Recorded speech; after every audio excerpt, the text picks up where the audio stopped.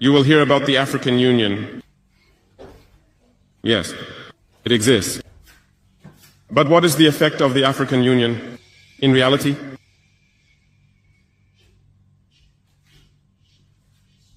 We cannot talk about integration in the theme and not talk about the African Union. Because it is this organization that should unite us, create real integration. But we regret to see these wars that persist on the African continent, killing millions of young people. And that this organization, which has heads of state, with armies, is unable to organize itself to support certain countries. The Union is not just a word. The Union is a symbol. And we, the youth, should learn a lesson from this situation to unite, to make integration a reality. I was unpleasantly surprised when Ethiopia, which hosts the headquarters of the African Union, was experiencing a conflict.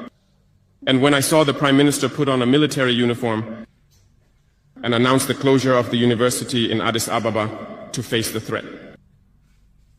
I did not see any action from the African Union to protect these headquarters.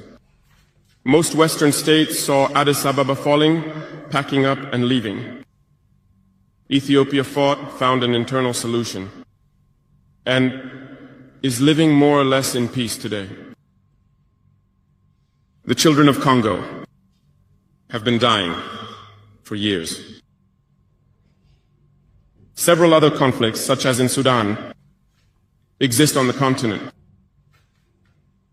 We would have liked to see the African Union generate the forces and all the necessary strategies to support these states so they can regain peace. For nearly 10 years, the Sahel has been the theater of international terrorism. But we see no support from these organizations to find a solution to this problem.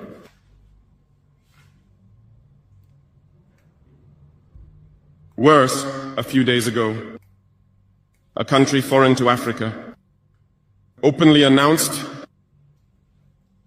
having supported and participated in a cowardly terrorist and barbaric attack against the forces of our confederation in Tinsawatten.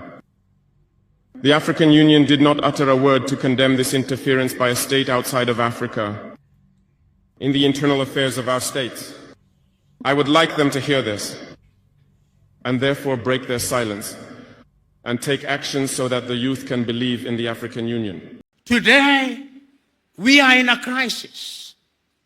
And I'm suggesting that part of our crisis is not only the colonial, but the post-colonial. And as I speak now, what is undermining our development is that there is a new scramble for Africa. The new scramble for Africa is a little bit more different. It is not, they will allow us to have our leaders. We'll elect our presidents. We'll elect our governors. We'll have our ministers. That will happen, but they are not bothered. After we have elected them, you'll then see them sending their arrows ahead. You'll see Bill Gates come and meet your president. You'll see Tony Blair come and meet your president. You'll see Macron come and meet your president. You'll see all of them. And then they will never admit, but they'll be told, if you want money in agriculture, behave this way. If you want money in this area, behave this way. They will never tell that to the Chinese. They will never tell that to the Indians. They will never tell that to the Vietnamese. They will never tell that to the Koreans, but in Africa, they tell us. That is why, as I speak to you now, under this new scramble, the IMF and the World Bank are back, telling you who to hire in your universities, what to sell and what not to sell. It is a sad situation. So today, as I look at Africa in that new scramble, the Chinese are here. I hope that this institution was not built by the Chinese.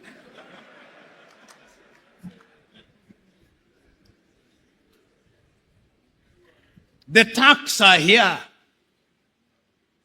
The British are here. The French are here.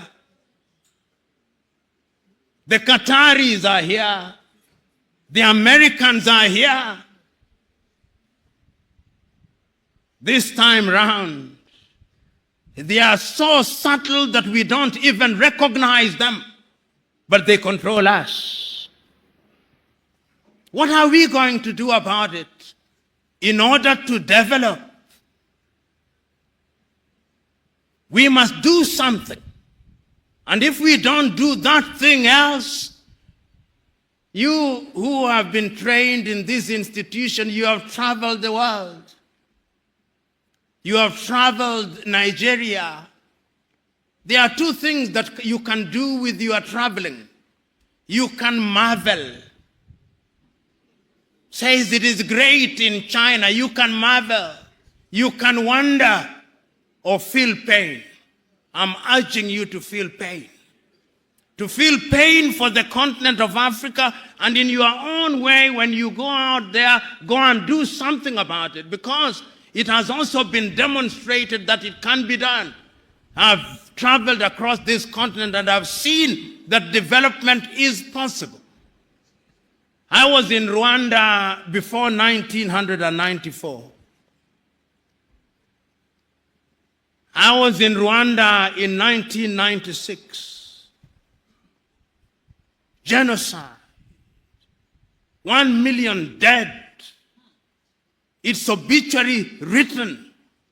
Will never rise, they said. You go to Rwanda now. They are demonstrating that it can be done. Go to Kigali now. See what they are doing in the health sector in their own small way. See how they are collaborating in the area of mobile telephony in their own small way. It can be done.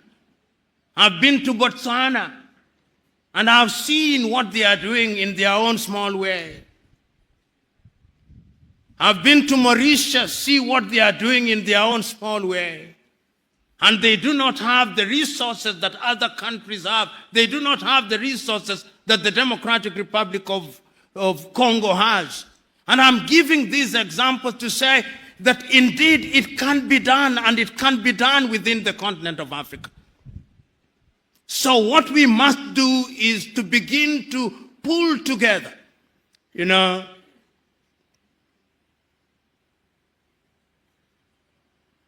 as I've been sitting and listening, I was also struggling to have internet in this room. And every effort was being made to connect me to internet. And all those efforts failed. Why? Because we are in an era of the Internet of Things. We are in an era of nanotechnology. It cannot be right that in the Africa's largest economy, in Nigeria, I do not have internet at an institution that deals with security. You get the point that I'm trying to make? It cannot be right. And I know why we don't have internet connectivity. It is because we are divided. We have 55 telephone access codes. Nigeria 234, Ghana 233, Kenya 254, Tanzania 255, Uganda 256, Zambia 260, Zimbabwe 263. How can we, in this day and age, you cross into Benin, you cross into Togo, you cross into Guinea-Bissau, you have a different internet connectivity. Why can't Africa have a single satellite and a single telephone code, so that when I travel from Mogadishu in Somalia to Dhaka in Senegal, like the Chinese do, like the Americans do, like the Indians do, we can have the same, because communication is critical to development. And I'm saying this, part of my agenda is to prick your conscience. with live examples, that you may go out there irritated, but irritated to do the right thing. And I'm suggesting that indeed, when we talk about development, this is what we must do. But is Africa conscious of her state? Yes, Africa is conscious. This is what makes me happy. That after all these analysis, it appears to me that Africans have now recognized that going forward, we can only defeat the conspiracies, we can only have development as we are talking about it by working as a team. And that is why beyond the Millennium Development Goals, beyond the Sustainable Development Goals, we as Africans under the aegis of the African Union do now have our grand vision of Africa Agenda 2063. And that Africa Agenda 2063, let me tell you, if we can fulfill it, many of you here will be upstairs by the year 2063. But our contribution, perhaps you do not know what I mean upstairs, not up. You will be with the Lord himself. But the most important thing is that Africans are now beginning to see beyond the next election. Because part of our problem in Africa has been that we plan in 5-year circles. We don't have a grand agenda, but now we have a grand agenda. And if you look at the 7 pillars of Africa Agenda 2063, everything is covered. Health is covered. Research and science is covered. Climate change is covered. Women's participation is covered. Democracy and governance is covered. The arts and the culture are covered so that Africa can become a serious player in the international agenda. As we speak now, we are not a serious player. You know, and I say this perhaps too often, but I must repeat it because it is important. I was looking at the GDP of Indonesia. The GDP of Indonesia this year, by the end of this year, will be 1.1 trillion United States dollars. Indonesia is the 17th largest economy in the world using all critical indices. It's amongst the G20. The population is about 200 million, just about Nigeria. Nigeria is a GDP give and take at the very best of 550 billion United States dollars. I'm looking at the power generation in Nigeria. At the very best, you generate about 17,000 megawatts. You lose about half of it, so that what goes into the grid is no more than 8,000 to 7,500 megawatts into your GDP. You are the biggest economy in the world. If you look at Iran, Iran generates 75,000 megawatts. So when we talk about industrialization, we are not even close to industrialization. Look at the diversity of power generation that you have. Most of it is hydro. You are not harnessing your solar. The Kainji dams and the other dams with climate change are going to dry. If you look at the major rivers, it means that you are going to be in trouble.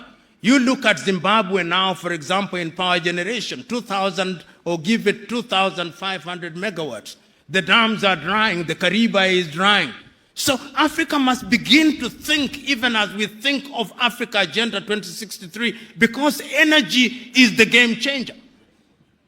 Without energy, all these generators you see everywhere in Nigeria must disappear for industrialization to come. And in many African countries, including my own country, Kenya, which generates, I think we have about slightly under 3,000 megawatts. You can't. So we must go to Inga Dam, we must begin to generate. We must go to Egypt at the Aswan High. Egypt is not doing very badly. We must go to Inga, produce 40,000 megawatts. We must go to Ethiopia, the Grand Renaissance Dam, produce 10,000 megawatts. Then we talk of industrialization. And why do I talk about industrialization? There are scientists here. It is only through industrialization that we are going to be manufacturers in all sectors. As it is now, 80% of what we consume in manufactured goods are from China. If China closes shop, we are dead. We are dead. So I'm thinking that Africa Agenda 2063 is a good thing, but we must work at it. I'm thinking that Africa Continental Free Trade Area is a good thing. Launched with the Secretariat in Accra, Ghana, a good thing. But how are we going to trade? How are we going to get somebody to drive a truck from Accra, Ghana to Juba or to Asmara in Eritrea without peace and security? So you can also see that peace and security is at the very heart of it. In the United States of America, and many of you are familiar, you can drive a truck from Florida through to Alberta in Canada, and it is safe. The roads are good, the security is there. I'm saying, therefore, that as we talk about development, we must think about development in a very comprehensive manner. We must ask ourselves how we govern. And I want to conclude my presentation to you by telling you that Africa must be very careful. We must be very careful because of lack of resources in Africa, I'm beginning to hear things that worry me. And because I'm a keen student of what is happening in Africa, I'm getting worried on a daily basis. The forces that divide us, the belief by many people in Africa that if we separated from our current countries, we would be better. It is beginning to happen. It is happening here in Nigeria. It is happening. I saw a letter last week addressed to the president of Zambia by a people in Zambia called Baroseland. And they are telling President Hakainde Hichilema that you remember in 1964 we had an agreement with the Lusaka government that the time has now come for Baroseland to become an independent country. Can you believe it? I hear people in Namibia saying, do you remember that there was a strip called the Caprivi Strip? I hear people in Ghana saying that you remember that in the Volta region we had a different country. I hear people in Zimbabwe saying that there should be a country called Mtuakaz. I hear people in South Africa, the South Africans, saying that we should have a separate country in the Western Cape. I hear people in Ethiopia saying we should have Tigray and Oromo. The centrifugal forces are there. And the only way to bring them in is to create a sense of belongingness. The people must feel that they are part of it. I remember the words of John Garang of South Sudan when he spoke in Khartoum. He told the Numeri government, we do not want to create a separate state, but make unity attractive. Make unity attractive, make Sudan attractive, make Khartoum attractive, because if you don't make it attractive, we will separate, and that will make us weaker. And I'm saying this because of this thing we call democracy. Democracy demands that people have a sense of belonging and that they believe that the country in which they live represents their interests and that deliberate efforts are being made in that regard. So, fellow Africans, I'm one who believes that this continent has a contribution to make. There is not a continent today that has the natural resources that this continent has. Not one. There is not a continent today that has a population as young as ours, which could be a resource. There is not a continent. There is not a continent today that has the resources in different diverse ways which can be harnessed. With a population of 1.4 billion, we are a potential market. But we must also warn ourselves. I am aware that you are talking about climate change. It is only through unity, therefore, that we can fight all these. Our rivers are drying. Lake Chad has shrunk by nearly 1/3. The rivers are drying. The climate is changing. The Sahara is coming down south. The rivers down are drying or getting polluted. Our farms are not yielding the way they were yielding before. Our seeds are being destroyed. Our young men and women are running away. And remember, the Germans are now saying, we want young people. The Canadians are saying, we want young people. We are in danger.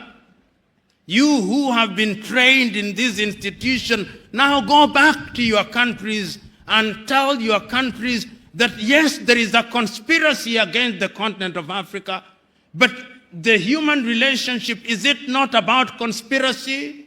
Even in families, are there not conspiracies? Is it not our duty to fight and defeat those conspiracies so that that is no longer an excuse? Go out there and say that we have the possibilities and that these possibilities require and demand that we look at Africa as a total whole. Go out there in your little ways and make your contribution. The 78 of you who are graduating here today, I'm suggesting to you that development must start with you. Go back and let in every institution where you are, let it be said that since he came back from NISS, he or she is different. He is different in a positive way. And all of us who are here, whether we are politicians or academics and in different sectors, let us go out there having made a solemn vow that Africa must do it. If you can't do it for yourself, ask yourself which Nigeria you want to bequeath to your children and your children's children. You are here, maximum 40 years, you will have gone upstairs. But after 40 years, in which kind of country will you want your children to be? This is the question. It is not about you and me. It is about them. This is intergenerational. Africa must change. Africa can change. And it can only change if we change our minds. And our minds we must change. Ladies and gentlemen, thank you very much, and God bless.